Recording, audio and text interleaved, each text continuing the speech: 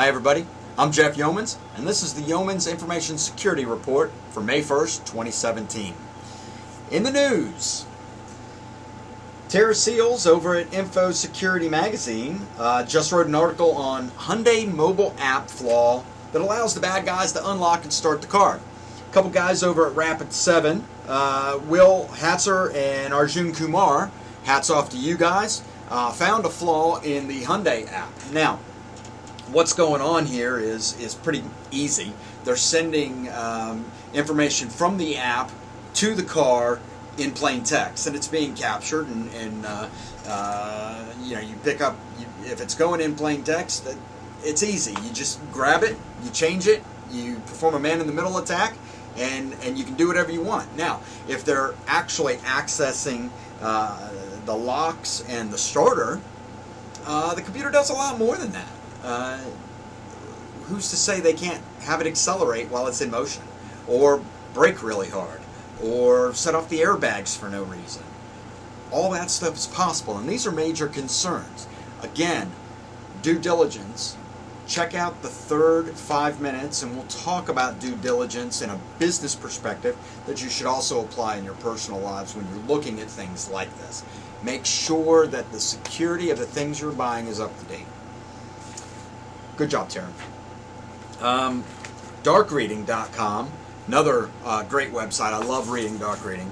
But they announced U.S. Department of Health and Human Services slapped a mobile cardiac monitoring service with a fee after a breach of customer data. So CardioNet was fined $2.5 million for information that was stolen out of an employee's car in January of 2012-2014. Now, I'm no mathematician. No, actually, I am a math guy. That was 5 years ago. 5 years ago, it took HHS to go through their due diligence process and figure out that they needed to levy a fine. Now, what's interesting about this article is, under the agreement, there is no admission of liability by CardioNet. No admission of liability by CardioNet.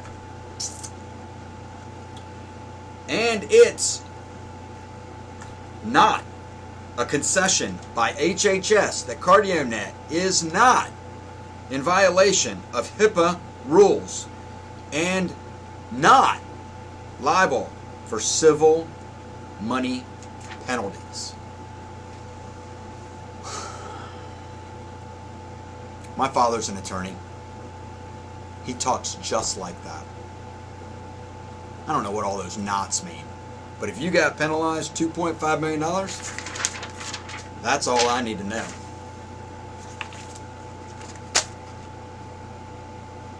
Lily Hay Newman over at Wired Magazine wrote a great article on the Internet of Things. So, what is the Internet of Things? Look, you thought your Hyundai starting without you being in it was bad?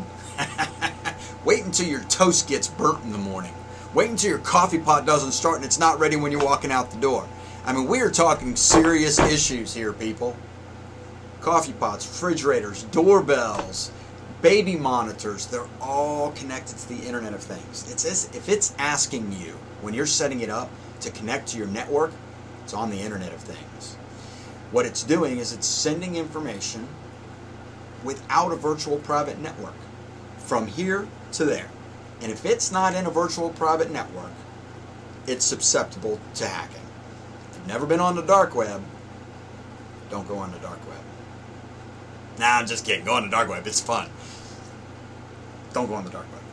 Anyway, there's websites coming out of Amsterdam that put all these IP addresses in, and you can watch baby monitors all over the world. You can listen in to conversations all the way across the world because people don't even know these speakers are connected to the Internet of Things. You can order people's food if they've got their refrigerator set up weird and they don't have it secured. These are all possibilities. Due diligence, folks. I want you to watch the last 5 minutes of today's episode and apply due diligence not only at work, but at home. Due diligence is an interesting concept. End of 5.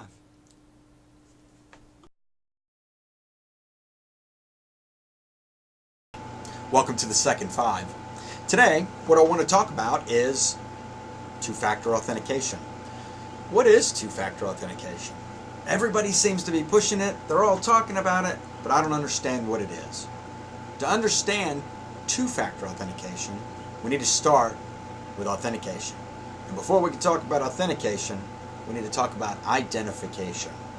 Identification and authentication is an old concept, been around a long time. I'll give you an example. Back in the day, you'd go to the grocery store, the clerk would give you a total, and you'd sit there and write out a check.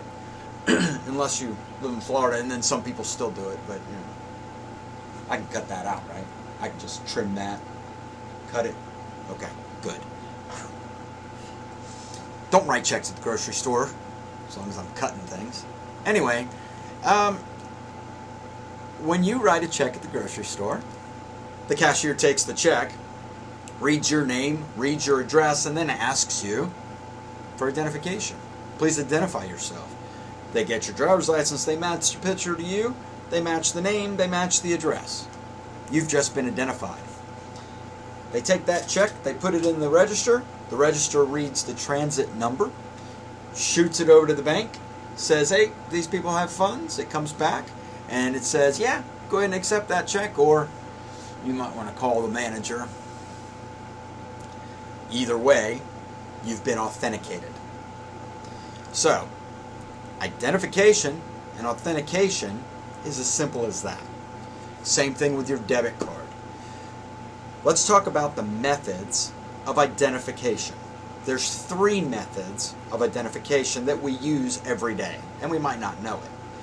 Something you have, something you know, or something you are. Something you have could be your debit card. Something you know is your bank account number, your email password, or your email address, something to identify you as the owner of that account. Or something you have, something you are. Something you are is interesting. That's where we get into biometrics. It's your fingerprint, it's your iris scan, it's your DNA. Something you are. It's not as popular yet, but we'll get into more details about that, and if you're interested in that, I can cover that in a later topic. It gets a little more technical when we start talking about biometrics, but it is a fun topic to talk about. So, now that we understand identification, let's talk about authentication. Authentication is your password. It's a PIN number that you know. It's something to tell the system, yes, I know a secret that nobody else knows, and you can trust me. That's authentication. So what's two-factor authentication? That's a second level of security to help you understand and get access secured to your account. Your banks are doing it. Your email is doing it. Everybody's doing it. How do I get it done? Well, it's simple. You enter your email as an identification. You enter your password as authentication. And then you'll get a text with a one-time PIN straight to your smartphone. You type that PIN in, and you've just succeeded at two-factor authentication. There's a lot of links. Depending upon who you go to, what bank you deal with, what email you work with, or what you're trying to protect, there's a lot of links to help you set up two-factor authentication. What I'd like to challenge everybody now is post those help links down below. If you have an account and you can't find your help link, put it in the comments below and we'll see if we can't find it for you and get you step-by-step instructions. So that's two-factor authentication. It's the 21st century, and I highly recommend it. Hope you enjoyed this middle 5 minutes. Take care.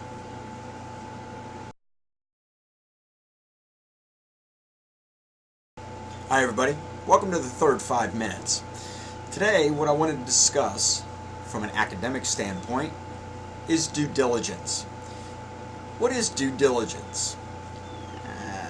It means a lot of different things to a lot of different people, but what it is any verification of an infrastructure, whether it be financial, information security, legal, any type of verification of process. Generally used, who implements it? Anyone who wants verification that a specific standard of care exists. That's the objective. To understand, here's my bar, where's yours? Before we get into business together, I need to make sure that my people are protected, so I need to understand where your bar is.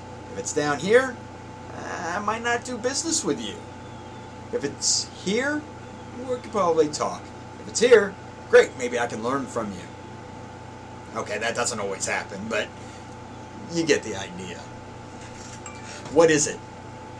Well, and it's brass tacks. It's an investigation of a person or a business to understand, again, that specific standard of care. What are you doing? How are you doing it? And prove it to me. This is an audit function. So in information security, there's a couple different sub areas. Audit is one of them. Inside of audit, you could have a whole separate due diligence branch that does nothing but these due diligence investigations to support acquisitions or business partners or what have you. But that's essentially what we're looking at here. When is it done? Well, it's certainly done prior to contracts being signed. You don't want to get into bed with somebody and not know who you're marrying before you sign up to specific things. They're going to hold you to your side of the contract. You need to be able to verify and hold them to their side of the contract. So, where is this done? Well, in an acquisition, it's done all over the place. In a business partnering, it's done in certain areas, but generally legal drives this action. Legal will support the due diligence process and make sure that the right areas are the focus of due diligence. And again, why are we doing that? So we know who we're getting into bed with. We don't want to move too quickly and get into a bad situation for our clients. So what are some of the things that would happen in a due diligence assessment? In a security due diligence assessment, we're going to want to know what controls are in place. What framework do you follow? And we'll talk about frameworks at a different time, but those are the questions. Who are you in support of? Are you a European company? Are you a U.S. company?